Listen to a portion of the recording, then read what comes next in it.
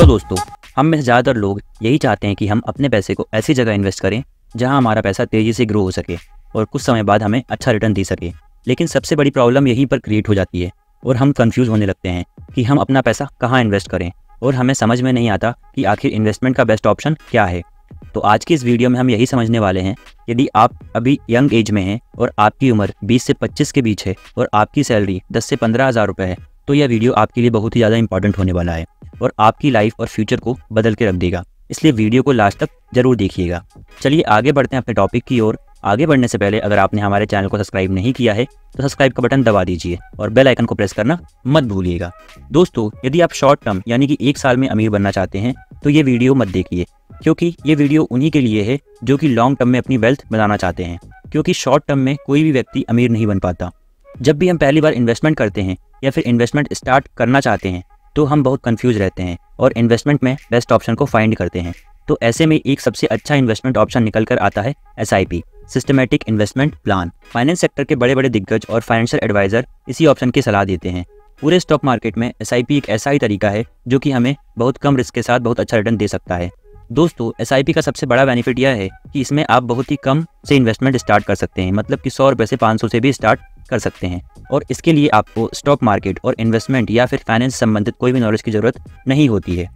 दोस्तों, SIP में आपको अपनी मंथली इनकम में से एक फिक्स अमाउंट को एक फिक्स डेट पर एक म्यूचुअल फंड में इन्वेस्ट करना होता है और यह भी डिसाइड करना होता है कि यह आपको कितने साल तक इन्वेस्टेड रखना है। इसमें सबसे अच्छी बात यह है कि आपको रोज रोज स्टॉक मार्केट को एनालिसिस करने की जरूरत नहीं है। प्रेजेंट टाइम में अधिकतर लोगों के पास फाइनेंस से संबंधित इन्फॉर्मेशन एंड स्टॉक मार्केट को एनालिसिस करने का टाइम नहीं होता है। उनके लिए SIP बेस्ट ऑप्शन होता है और इस इन्वेस्टमेंट में आपको किसी भी ब्रोकर या फिर बैंक का चक्कर नहीं काटना होता है। एक बार आप जिस भी म्यूचुअल फंड को सिलेक्ट कर लेते हो, उस म्यूचुअल फंड में आपको एक फिक्स अमाउंट एक फिक्स डेट पर हर महीने इन्वेस्ट करना होता है और जैसे ही आपकी मंथली सैलरी क्रेडिट होगी उसमें से वह फिक्स अमाउंट ऑटोमेटिक डिडक्ट हो जाएगा और SIP में इन्वेस्ट हो जाएगा। SIP का सबसे बड़ा बेनिफिट यह है कि यह आपकी EMI की तरह नहीं होता कि आपको हर महीने भरना ही है। आप SIP को जब चाहे तब स्टॉप कर सकते हैं। SIP स्टॉप करने के बाद भी आपने जितना पैसा इन्वेस्ट किया है, जितने भी टाइम के लिए किया है, वह पैसा इन्वेस्टेड रहेगा और लगातार कंपाउंडिंग के थ्रू ग्रो होता रहेगा। अब कई लोगों के मन में यह भी सवाल आता होगा कि पावर ऑफ कंपाउंडिंग क्या है। चलिए इसको एक एग्जाम्पल से समझते हैं।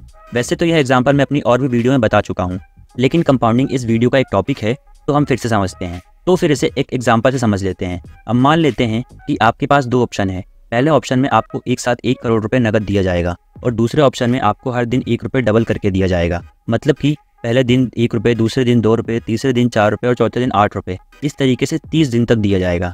अब आप लोगों में से मोस्टली लोग पहले वाले ऑप्शन को प्रेफर करेंगे और 1 करोड़ रुपए नगद लेना चाहेंगे, क्योंकि 1 का डबल करके आपको बहुत कम अमाउंट दिख रहा होगा। आपको यह लग रहा होगा कि पहले दिन 1 रुपये, दूसरे दिन 2 रुपये, इस तरीके से कम पैसे मिलेंगे, लेकिन ऐसा नहीं है। चलिए हम समझते हैं कि यदि 1 रुपये को हर दिन डबल किया जाए तो 30वें दिन तक वह कितने रुपए मिलेंगे। अब आपके सामने यह चार्ट दिखाई दे रहा है। पहले दिन 1 रुपये, दूसरे दिन 2 रुपये, तीसरे दिन 4 रुपये, इसी तरीके से 10वें दिन 512 रुपये, फिर 20वें दिन 5,24,228 रुपये और 25वें दिन 1,67,77,216 रुपये और 30वें दिन 53,67,70,912 रुपये हो जाएगा। अब आपको अच्छे समझ में आ गया होगा कि पावर ऑफ कंपाउंडिंग क्या होता है। अब आप में से कई लोग पहले ऑप्शन को छोड़कर दूसरे ऑप्शन की ओर भागेंगे। पावर ऑफ कंपाउंडिंग इसी तरीके से आपको करोड़पति और अमीर बनाने के सपने को साकार करता है। चलिए एक और एग्जांपल लेते हैं और कंपाउंडिंग के मैजिक को रियल लाइफ में कैसे अप्लाई करना है यह समझते हैं। अब मान लीजिए कि आपकी यंग एज है और आप अभी अपनी अर्ली 20s में हैं और आपकी अभी अभी नई जॉब लगी है और आपकी मंथली सैलरी 15 से 20 हज़ार है। जब आपने ये डिसाइड किया कि आप अपनी मंथली इनकम में से हर महीने 5,000 रुपये एक फिक्स SIP में इन्वेस्ट करना स्टार्ट करेंगे, तो इस इन्वेस्टमेंट को आप अपने 25 साल तक ऐसे ही कंटिन्यू रखेंगे। अब आपने हर महीने 5,000 SIP में इन्वेस्ट करना स्टार्ट कर दिया। अब पहले महीने में आपका इन्वेस्टमेंट अमाउंट 5,000 रहेगा, दूसरे महीने में 10,000 हो जाएगा, तीसरे महीने में 15,000। इसी तरीके से 1 साल में टोटल 60,000 रुपये इन्वेस्ट कर दिए और 25 साल की उम्र तक आपका इन्वेस्टमेंट इसी तरीके से हर महीने 5,000 के हिसाब से चलता गया और आपने कभी भी इसके इंटरेस्ट अमाउंट को नहीं निकाला और आपने इस SIP को लगातार 25 साल तक कंटिन्यू रखा। अब हम यहाँ पर देखेंगे कि आपने 25 साल में टोटल 15 लाख रुपए इन्वेस्ट कर दिए। अब यदि हम इक्विटी के फंड्स का रिटर्न देखेंगे तो एवरेजन 15% का रिटर्न मिल जाता है। तो इस तरीके से आपको 25 साल में एस्टिमेटेड रिटर्न 1,49,20,369 रुपये मिल जाते हैं और आपका प्रिंसिपल अमाउंट और इंटरेस्ट को मिलाकर आपको टोटल वैल्यू मिलेगी 1,64,20,369 रुपये और इसी को कहते हैं पावर ऑफ कंपाउंडिंग। छोटे से अमाउंट को इन्वेस्ट करते गए और उसी करोड़ों में कन्वर्ट कर दिया गया।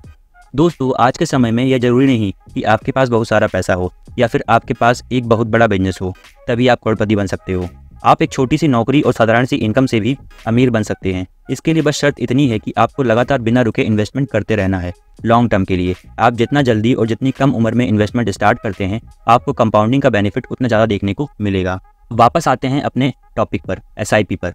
दोस्तों, SIP के थ्रू कई तरह के फंड में इन्वेस्ट किया जाता है। अब चाहे म्यूचुअल फंड हो या फिर ETF, एक्सचेंज रेट फंड हो या फिर इंडेक्स फंड हो। दोस्तों, म्यूचुअल फंड एक तरीके का एक्टिवली मैनेजिंग फंड है, जहां पर एक्सपर्ट फंड मैनेजर इस बात का ख्याल रखते हैं कि आपके पैसे को किस कंपनी में इन्वेस्ट करना है जिससे आपको एक बेहतर रिटर्न मिल सके। और कंपनी के फंड मैनेजर टाइम पर मार्केट का डाटा और ग्राफ का एनालिसिस करता रहता है।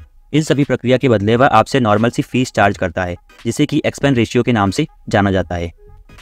एक एक्सचेंज रेट फंड ETF एक प्रकार की निवेश विधि है जो एक म्यूचुअल फंड की तरह काम करता है। आमतौर पर ETF एक विशेष इंडेक्स, क्षेत्र, कमोडिटी या फिर अन्य संपत्तियों को ट्रैक करता है।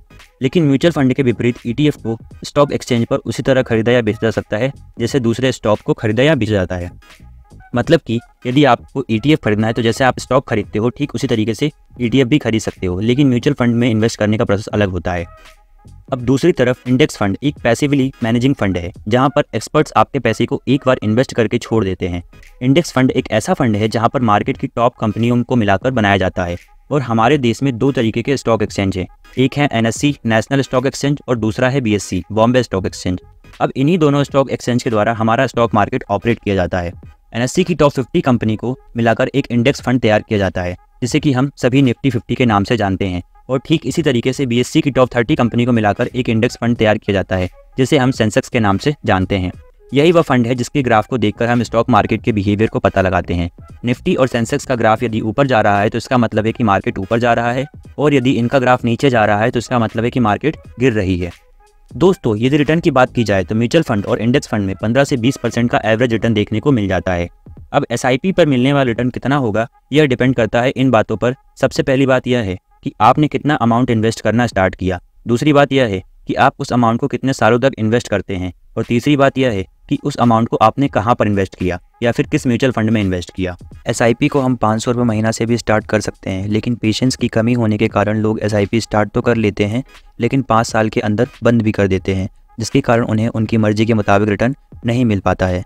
तो यदि आपको कंपाउंडिंग का बेनिफिट लेना है तो लॉन्ग टर्म के लिए इन्वेस्टमेंट करें, क्योंकि कम टाइम में पैसा ग्रो नहीं करता। और SIP एक लॉन्ग टर्म इन्वेस्टमेंट है, ना कि शॉर्ट टर्म। यदि आपको शॉर्ट टर्म में पैसा कमाना है तो आप स्टॉक मार्केट को अच्छे से सीख कर ट्रेडिंग करना स्टार्ट कर दो। लेकिन यदि आपको लॉन्ग टर्म में बिना ज़्यादा नॉलेज का पैसा कमाना है तो आप SIP में इन्वेस्ट करना स्टार्ट कर दो। तीसरी सबसे बड़ी बात कि आपको पैसा कहाँ इन्वेस्ट करना चाहिए, इसके लिए आप खुद से रिसर्च करके या फिर अपने फाइनेंशियल एडवाइजर सलाह लेकर किसी अच्छे इक्विटी म्यूचुअल फंड या फिर इंडेक्स फंड में इन्वेस्टमेंट स्टार्ट कर सकते हैं। यदि आप अच्छा म्यूचुअल फंड जानना चाहते हैं तो वीडियो को ज़्यादा से ज़्यादा लाइक कीजिए।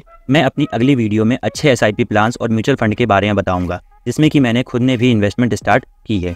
आज की वीडियो में बस इतना ही। आई होप वीडियो आपको नॉलेजफुल लगा होगा, तो प्लीज़ वीडियो को लाइक जरूर कीजिएगा और चैनल पर नए हो तो चैनल को सब्सक्राइब करना मत भूलिएगा। आज की वीडियो में बस इतना ही। मिलते हैं अगली नई नॉलेजफुल वीडियो के साथ। तब तक बने रहिए हमारे channel money and finance mindset के साथ।